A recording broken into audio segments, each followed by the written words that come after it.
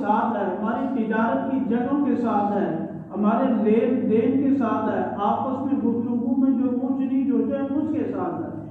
اور بدعت کے ساتھ بھی ایسا نہیں کہ بدعت کے ساتھ یہ جیسے مرضی کرتے ہو،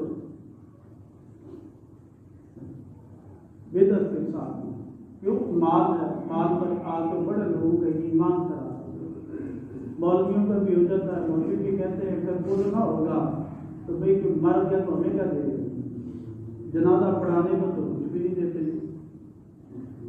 بھی تیسرا دن ہوگا یہ ہمیں بلائیں گے، روٹی دیں گے کہ میں کچھ پڑھوں گا، یہ پھر مجھے ساتھ پھل دیں گے جی، پھر مجھے اس کے ساتھ جوڑا دیں گے جی،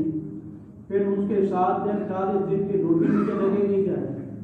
میرے گھر میں ہے کہ میرا تو اس کے بعد ہے نہیں، میرا تو وظیفہ ہی اتنا ہے کہ میں جس کو بتاؤں تو شرمسار ہوتا ہے، تو مولوی صاحب گزارا کیسے کرتے ہیں، اور وہ کہتا ہے میری تو ایسے پوری پڑے گی کہ بھائی سچ کے ساتھ نہیں چلتا، لوگ وہ نہیں پوچھتے جی ایسے ہر ایک کے میرے بچے میں تو یار میں کہاں سے کماؤں گا، مولویوں کی بھی بات ہے، اب ایسا نہیں ہے کہ اس کے ساتھ مولوی کے نہیں ہے کہ یہ یہاں پر استقامت دکھائی کیا کرے، بات حقیقت ہے، وہ بات ٹھیک کہتا ہے جی کہ جنازہ پڑھانے پر کوئی پیسے نہیں دی، پھر اس کو دعا کے لیے بار بار بلا لیتے، پھر اس کی کوئی فیس نہیں ہے، ڈاکٹر طبیب کی تو فیس بیچارے کی فیس کوئی اس کی تو فیس نہیں ہے، تیسرے دن سے نہ ملے گا تو یہ کھانا پڑے گا، مجھے دے دے 7 ہوگی، پھر 7ویں دن کچھ کھائے گا تو پھر کیا ہے، 40 دن اس کے گھر کیسے چلے گا جی، وہ کہتا ہے میری روٹی بھی اس کے بغیر نہیں چلتی، میرے گھر میں میرا کام نہیں چلتا، اس کے لیے بدعت کی ایجاد ہوئی ہے، اس پیڑ کے لیے بدعت کی ایجاد ہوئی ہے، بس حالات کے لیے نہیں، بدعت کی ایجاد ہوئی، اور حدیث مبارکہ میں آتا نبی پاک صلی اللہ علیہ وسلم نے بڑی سختی کے ساتھ فرمایا،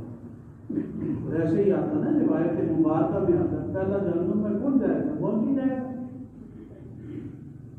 جہنم کی آگ کا ایندھن بنے گا، ایسے تو بنے گا، ٹھیک ہے مولوی صاحب سے اگر نہیں چاہتا تو امامت چھوڑ دے، کتابت چھوڑ دے، جی مصلی رسول چھوڑ دے، تو میں نے نکل جا پائے ضرور بدعت پیدا کرنی، کہتا میرا گزارا نہیں کرتا، آپ کا گزارا نہیں، مولوی کا گزارا نہیں تو بدعت کی اجازت نہیں،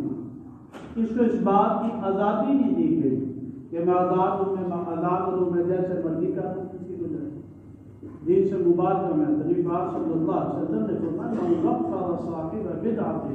فقد اعان علی هدم الاسلام، میں جس نے بدعتی آدمی کی توقیر کر، اسے کیا کہتا ہے جی بڑے مولانا صاحب بڑے اچھے آدمی، بدعت بھی کیا کہتا ہے آج بھی چوک کر بدعت کیا کرتا، پھر اس سے جنازہ بھی پڑھوا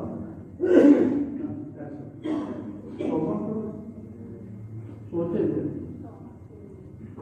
اس کی تو بدعتی آدمی کی تو اپنی نماز قبول نہیں ہوتی، کسی کو کیا بخشوایا، صحیح حدیث سے مبارک اپنا درد نہیں کیوں کرتی، بالکل حوالہ پیش کروں،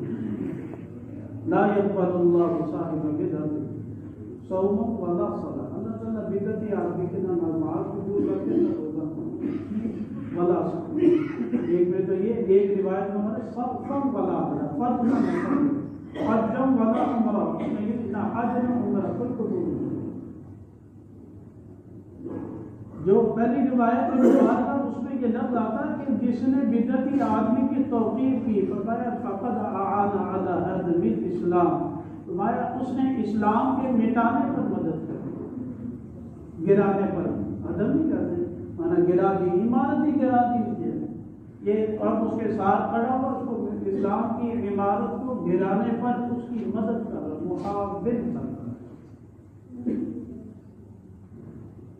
حدیث مبارک جو آیت مبارکہ پڑھی یاد رکھے، اس کا تعلق واعتصموا بحبل اللہ جمیعا ولا تفرقوا، اس کا تعلق بدعت کے ساتھ بھی ہے، لیکن صرف بدعت کے ساتھ، دین تو ہم سیکھ نہیں رہے نا، دین کا مسئلہ پوچھ کے چل رہے ہیں،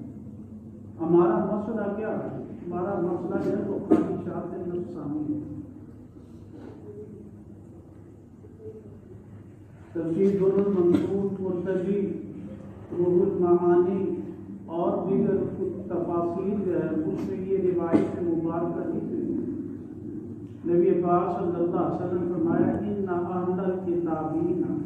اہل کتاب جو تھے فرمایا تفریق